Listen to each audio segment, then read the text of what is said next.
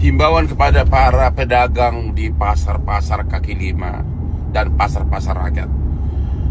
Segera Anda menjual kaca pembesar agar orang semakin gampang mengaca dirinya sendiri. Karena banyak orang di Indonesia ini yang tidak sadar akan perilakunya masa lalu.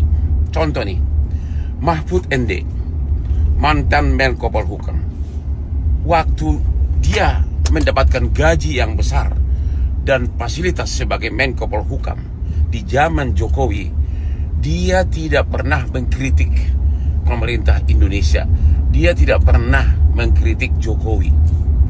Padahal, apakah penegakan hukum zaman Jokowi lebih bersih dari zaman Prabowo? Tapi karena dia mendapat jabatan empuk, dia tetap cari muka kepada Pak Jokowi. Sekarang Prabowo baru 100 hari, sudah kemana-mana dia punya kritik dan nggak tahu lah, ucapannya sangat kasar kadang-kadang. Mahfud MD, cepat ke pasar kaki lima, beli kaca agar kaca mukamu sendiri. Kaca yang jelas siapa kamu masa lalu. Masalah hukum sekarang, penegakan hukum sekarang adalah hasil keruwetan masa lalu di masa kamu. Assalamualaikum teman-teman, kembali lagi di channel Hero MK. Ngecara kondang, Hotman Paris mengkritik keras Profesor Mahfud MD yang kali-kali ini selalu mengkritik Pak Prabowo. Padahal Pak Prabowo baru 100 hari beliau bilang, sampai-sampai beliau bilang belilah kaca Pak Mahfud berkaca. Hotman Paris bilang, kenapa ketika menjabat sebagai menterinya Pak Jokowi beliau ini diam, tidak terlalu banyak mengkritik, tetapi ketika Pak Prabowo menjadi presiden baru 100 hari beliau selalu mengkritik keras kinerja Pak Prabowo terkait kasus pagar laut ini. Oke teman-teman, nggak usah berlama-lama, gimana sih atau kritik apa sih yang diberikan oleh Pak Mahfud MD ini? Kita langsung saja lihat ke videonya.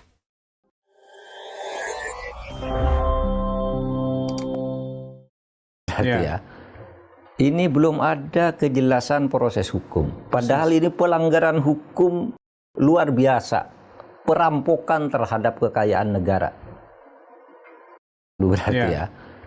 Ini belum ada kejelasan proses hukum. Padahal ini pelanggaran hukum luar biasa. Perampokan terhadap kekayaan negara. Perampokan terhadap sumber daya alam yang dilindungi oleh undang-undang untuk tidak boleh dimiliki oleh siapapun pihak swasta kecuali negara. Tidak boleh perusahaan, tidak boleh perorangan. Karena di dalam hukum kita tidak ada hak guna laut. Yang ada hak guna bangunan itu di bumi. Nah kok hak guna bangunan diberikan di atas air dan sudah dikapling. Itu sudah dikapling itu berarti ada niat jahat. Nanti kalau sudah penuh, ya karena abrasi, karena penuh ini kan sudah tampak menjadi daratan. Ini lalu dibagi, bisa diukur meternya. Kalau masih laut kan tidak bisa diukur, orang bergerak-gerak gitu terus kan. Nah ini nanti diukur meternya lalulah menjadi reklamasi kan itu. Nah oleh sebab itu ada 3 pihak ini yang seharusnya segera bertindak. Ya, untuk proses hukum? Untuk proses hukum pidananya. Yang kemarin itu proses hukum administrasi sudah. Yang kemarin administrasi ya? Iya administrasi dong, administrasi pemerintahan ini tidak boleh nih melanggar ini aneh. Itu nanti hukum administrasinya biar berlanjut. Tapi ini kan jelas hukum pidana. Ini jelas hukum pidana. Mengeluarkan sertifikat. Pertama, itu laut berarti nipu. Yang kedua, itu laut itu tidak boleh disertifikatkan. Kan gitu. Nah oleh sebab itu ini yang harus bergerak siapa? 3. 1. Kalau itu penipuan atau penggelapan, itu polisi. Iya kan? Pihak swastanya itu kan polisi, penipuan, penggelapan. Tapi ini bukan hanya polisi, karena ini juga diduga kolusi. Bermain dengan pejabat. Bermain dengan pejabat itu artinya kan kolusi. Kalau kolusi itu pasti ada uangnya yang diberikan. Kenapa diduga bermain dengan penjabat? Karena bisa keluar sertifikat resmi. Bukan hanya 1, kalau 1 tuh keliru kali ya. Tapi ini 263 masih ada lagi di berbagai daerah lain, di mana kemarin tuh Sidoarjo. Melibatkan 2 perusahaan dan beberapa perorangan ya. Iya kan? Pasti itu kejahatan. Nah, kalau sudah kejahatan ini kan tinggal kalau mau diambil aspek korupsinya karena pejabat diduga nerima suap. Ya kan? Maka KPK, Kejaksaan Agung dan Polri itu bisa melakukan tindakan. Mungkin Anda tanya, siapa sih yang harus melakukan tindakan apa? Kejaksaan Agung, apa polisi, apa? Siapa harus duluan yang melakukan itu? Ya. Itu menurut hukum kita yang duluan mengambil tindakan itu tidak boleh diganggu. Siapapun. Dari kalau misalnya polisi bertindak dulu, Jaksa Agung menahan diri, KPK menahan diri sampai polisi ini selesai. Kalau Kejaksaan Agung, merasa ini ada korupsinya, polisi diem, KPK diem. Kalau Jaksa Agung diem, polisi diem, KPK turun dong. Berarti tiga-tiganya punya kewenangan. Punya kewenangan dan tidak usah berebutan. Siapa yang sudah tahu lebih dulu atau mengambil langkah lebih dulu itu tidak boleh diganggu oleh dua institusi. Dan lain. ini kayaknya bukan berebutan, Pak, saling menahan ini. Nah, ini saling karena belum ada yang mengusut. Saling takut kayaknya. Saya heran nih, aparat kita kok takut pada yang begitu-begitu sehingga mencurigakan. Ini kan begini, kalau psikologi birokrasi di Indonesia, bawahan itu takut pada atasan, ya kan? Ini mungkin bawahan di tingkat daerah mau ngambil tindakan. Loh, belum dapat petunjuk dari atasan. Nanti jangan-jangan atasan ini yang dapat sesuatu, nanti kami dipecat. Kan banyak sekali. Kalau bawahan ngambil tindakan sudah benar, atasannya terlibat, ini yang dipecat bawahannya. Artinya mungkin begini, jangan-jangan menunggu perintah presiden, Pak ya? Nah, saya menduga begitu. Karena kan sejauh ini presiden mengatakan bongkar, lalu dibongkar. Nah, belum ada usut, belum ada tuh kata itu dari presiden, Pak. Iya. Masa sampai harus menunggu presiden untuk mengusut? Iya, seharusnya tegas saja presiden. Udah itu kalau memang sudah pasti tindak pidana, ya sudah proses pidana langsung presiden aja.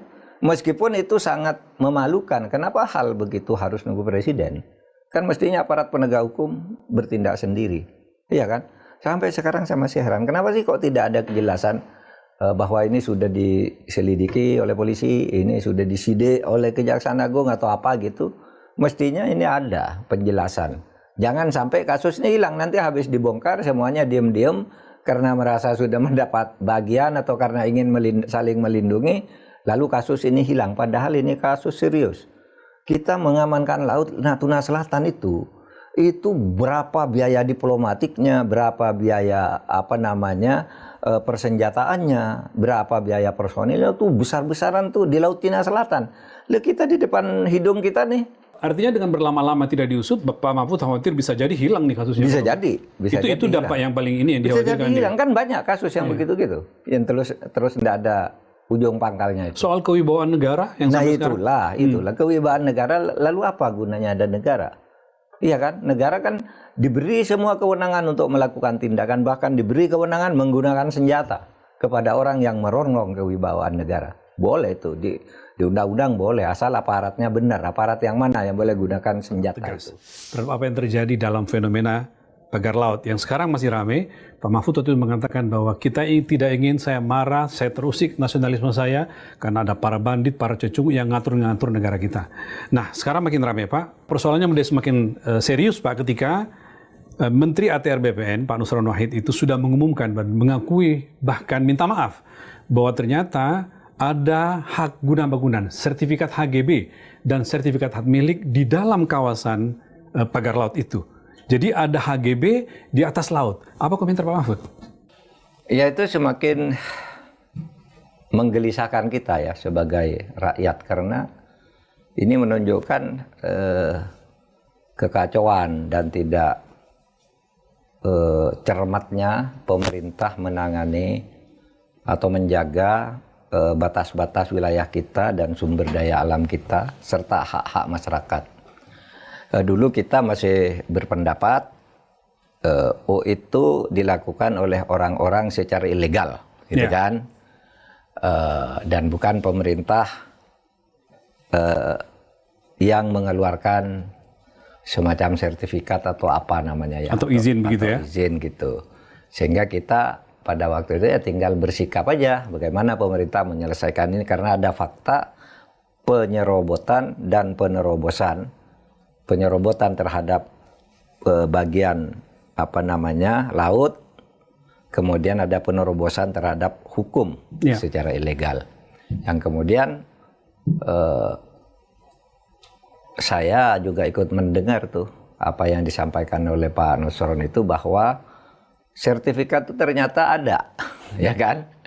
Jumlah sertifikatnya dalam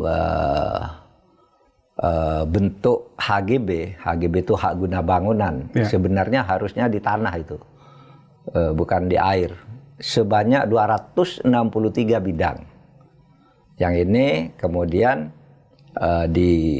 dirinci lebih lanjut, 234 bidang atas nama PT Intan Agung Makmur. Ya.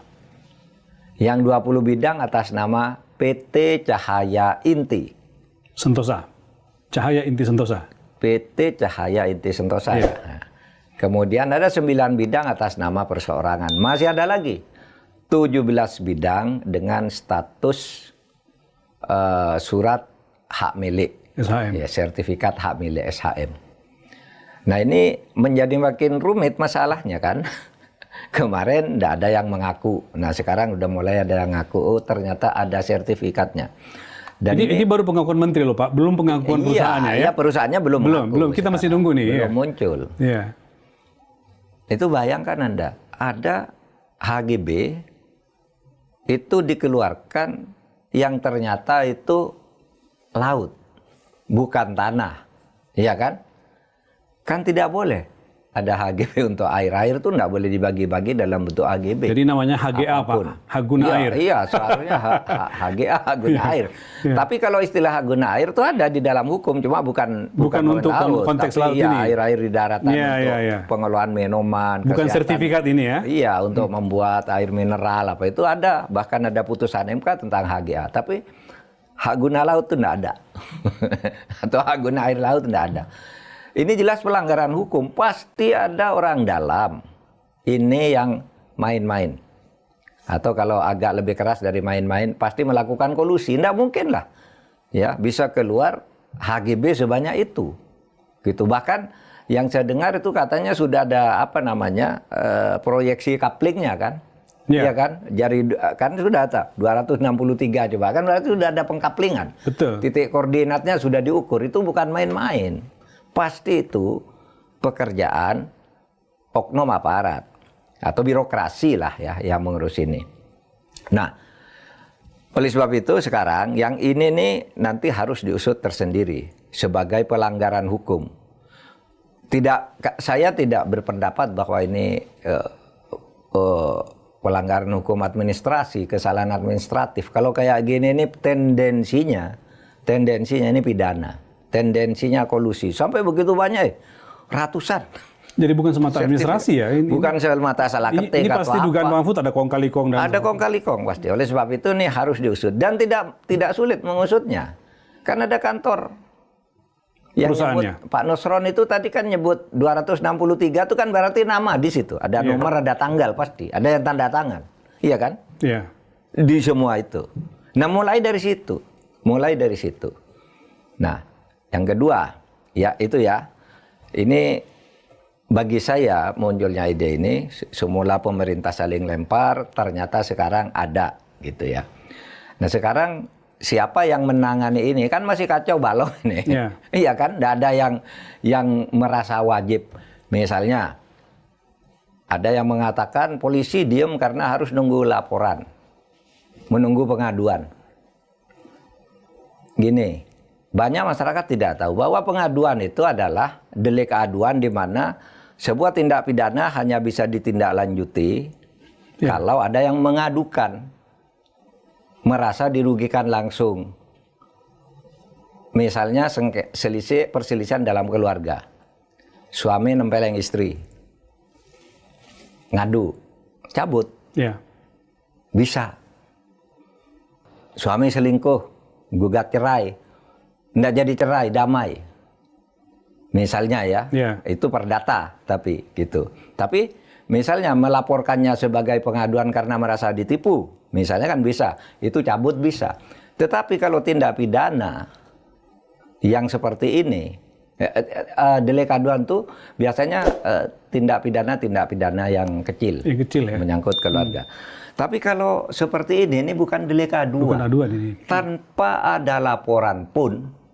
Ya, ini kan katanya kemarin kan ada pejabat ini kan belum melapor, masa belum dilaporkan? Belum ada orang mencuri tapi mau dibongkar katanya. Iya, belum ada mencuri, belum membongkar. Misalnya Anda melihat nih, ada orang membakar rumah, Masa nunggu laporan sudah ada di depan mata? Polisi harus turun dong. Melakukan penyelidikan, bahkan langsung penyidikan.